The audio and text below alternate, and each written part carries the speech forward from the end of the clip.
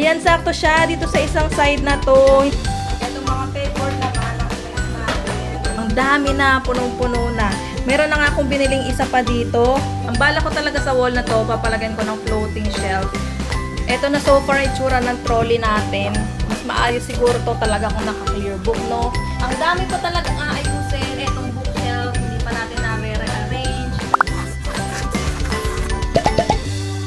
Ito yung situation ng playroom namin ngayon. O diba, napakagulo, kaya ayusin na natin. Ito pala yung mga tables and chairs na binili namin sa IKEA nung nakaraan. I-assemble na natin yan. Ito naman yung mga pegboard na binili ko online. Ididikit na rin natin yan sa dingding. Unahin natin tong tables, magkahiwalay na package, yung mismong lamesa at saka yung paa niya. Sana po, okay lang po. Yan yung ginubunting ata. Saan dito?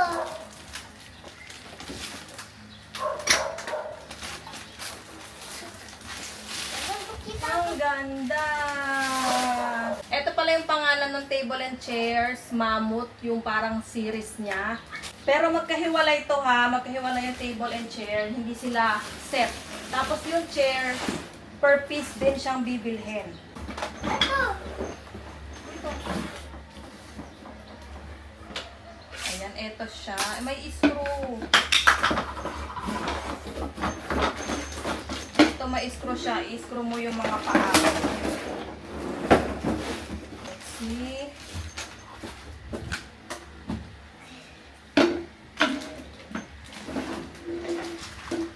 Ano ko ito may screw?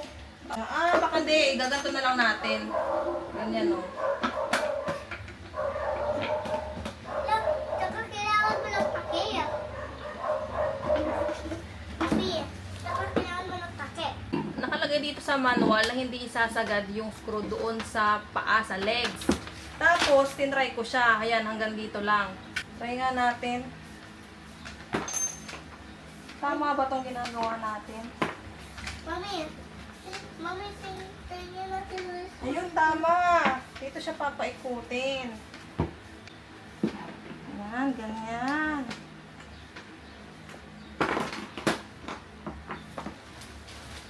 Tapos na tayo sa isa. Ako. Next. Ayan, go, paikutin mo ha. Dito sa kabila. Tapos ako dito. Wow, malapit na. Sal. Malapit na, malapit na. Go. Pabot na. Ikaw din malapit na. Yes. Ako din. Ako din, ikaw din? Ako. Tayo dalawa. Yes. Giligilin, mami. Yes. Di na kaya. Matigas na? Pag sa dulo kasi matigas na eh. You need help? Yes. Malapit na tayo matapos sa table. Yes. Malapit na tayo. Ay, di pa man na tayo. Tapos kailangan pala ng takip. Yes, tatakpan pa natin yan. Takip. So, may mga takip. Meron din takip yung paa. Yan. Ilalagay natin siya dito. Yan. Yan.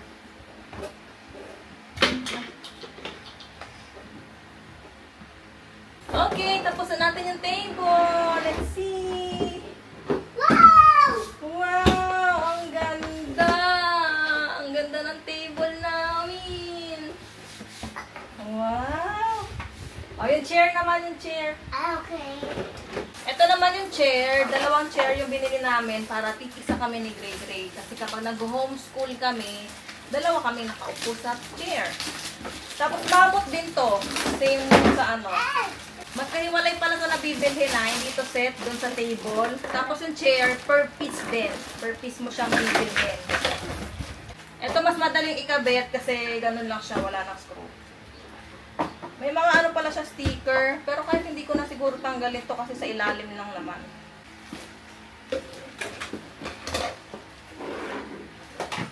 Saan yung pakit nito?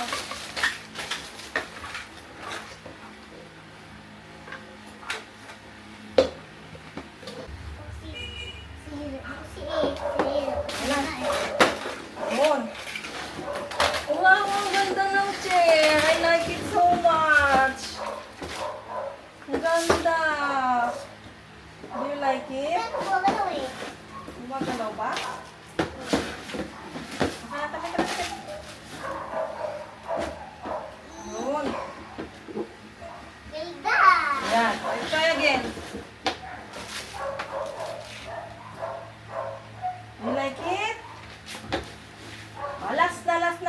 table, ay isang chair na.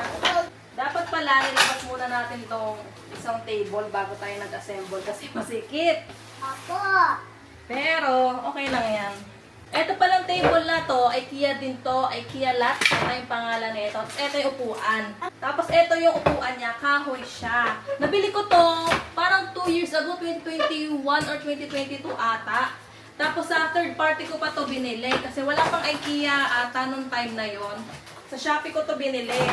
Okay naman to, kaso nung nagsimula na kaming mag-painting-painting, nababasa. Tapos, kung mapapansin nyo, may mga crayons, may paint, may colored pen. Although washable naman yung mga paints, ang hirap pa rin yan tanggalin kasi dumidikit siya sa kahoy. Tapos, kapag nabasa, yung numinipis yung kahoy, actually, isa na lang tong upuan niya na to. Kasi yung isang upuan, butas na butas yung dito kasi ginagawa tong patungan ni Gray Gray kapag naglalabas si Daddy dun sa washing machine, sa washing area. So, nababasa. Kaya lumambot yung kahoy nung pagkaupo ni Gray Gray na butas. Ako tapos sinipit ko. Nanusot siya. Itatabi na natin to and most likely kay Ma'am ito mapupunta. Hindi ko na kasi ito mabibenta kasi nahihiya akong ibenta kasi nga ang dumi na. Tapos yung na siya, yung nabasa na, ganon. So, baka gusto ni Mama, baka may panggamitan siya, sa kanya ko na lang ibibigay. Ayan, sakto siya dito sa isang side na to. Hindi nga lang kasya, yung dalawang upuan dito.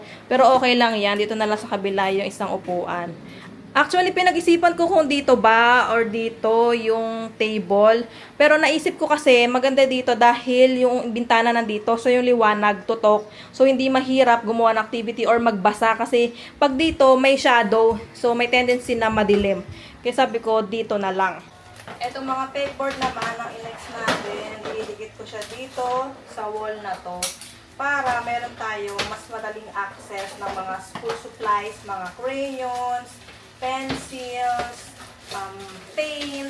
Nakagamit na ako nito ng pegboard sa dati naming tinirhan nung ginawan ko si Gray Gray ng mini arts and crafts area. Kasi nung time na yon, itong trolley namin, mga pang laman, baby essentials.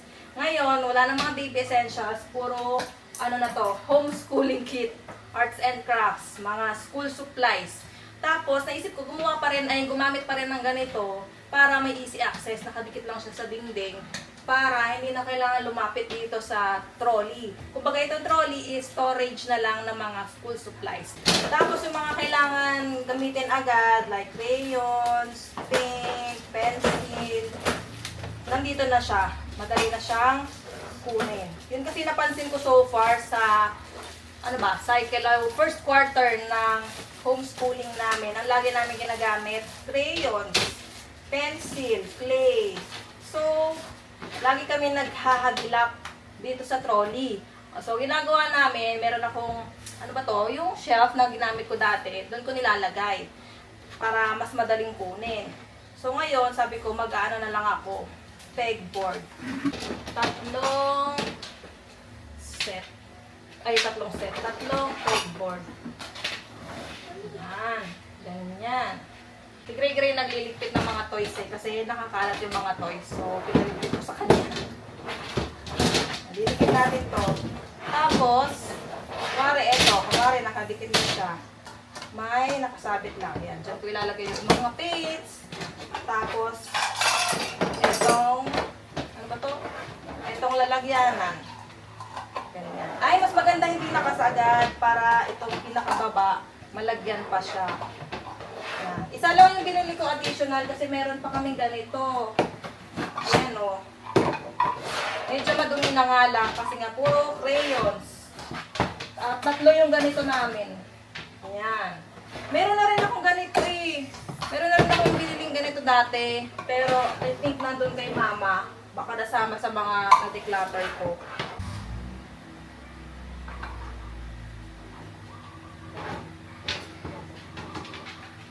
Eto pa lang yung natatapos natin. Na-assemble natin table and chairs. Nakabit yung mga pegboards. Nalagay ko na rin mga to. Pero hindi pa final yan. Tapos meron pala akong ganito clip. hooks. Tapos, tatanong ko si mama kung naitabi niya yung mga ganto, yung mga lumang ganto namin. Ito yung next natin na ayusin, yung organizer ng mga laruan ni Gray Gray. Kasi tingnan nyo naman, oh, ang dami na, punong-puno na. Meron na nga akong biniling isa pa dito para sa mga malalaki. Kasi hindi magkasya dun sa isa. Ito at least, tambak lang dyan. Dito kasi, may mga toys na hindi kasya dito sa baba. Unlike dito na mas malalim, kaya mas nagkakasya yung mga malalaking toys. And kapag naglilinis kami ng playroom, nag-general cleaning, nag-organize, sinasama ko talaga ang pag-declutter ng mga toys. O, start na. Ito. Declutter na to. Hindi. O, next. Declutter. No. Next. No. Next. Yes. Okay. Lilipat ko lang itong chart para gumit na siya.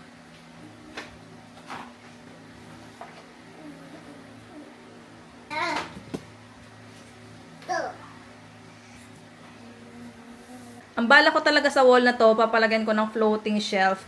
Tapos doon ko ipapataw yung mga certificate ni Gray Gray, yung sa play school niya, sa school, and so on. Pero pag-isipan ko pa kung ipa-floating shelf ko or talagang ano ko na lang siya sa frame. Yung ano ba tawag doon? Isasabit, papakuan. Pag-iisipan ko pa. Tapos etong aircon namin, maliit para doon sa butas. So, naghahanap pa ako kung anong pwedeng ipang takip dyan. Hindi ko kasi alam kung anong tawag. So, hindi ko alam kung anong isi-search.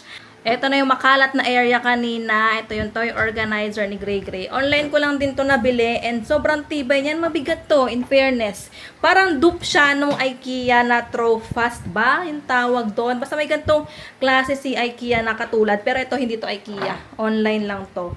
Tapos, dito ko na lang nilagay yung iba. Gray Gray, excuse me. Dito ko na lang nilagay yung iba kasi hindi naman siya kasya doon sa mga sa mga organizer. Tapos eto na yung itsura dito. Itong mga to sobrang laki, hindi siya kasya, so pinatong ko na lang diyan. Tapos yung ibang mga malalaking laruan, ayan, nandito sa baba. Eto namang trolley ng school supplies ang ayusin natin, pero nandun pa sa baba lahat ng mga gamit, kukunin ko muna. Etong trolley pala na to, ang tagal na nito sa amin. Baby pa lang si Gray Gray, pinaglagyan ko to ng mga baby essentials. Regalo to ni mama kasi noong mga panahon na yun, wala akong pabili kasi mahal na ito. 1,000 plus ata to or 800 plus yung bili, ay yung presyo niya.